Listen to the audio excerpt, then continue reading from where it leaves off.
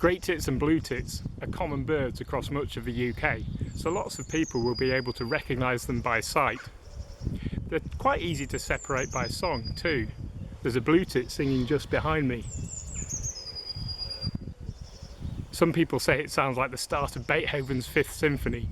Dee dee dee dee dee dee dee dee dee dee dee. Great tit, on the other hand, has a clearly enunciated teacher, teacher, teacher, teacher song. Quite familiar once you get used to it, but it does do variations on that theme, so beware.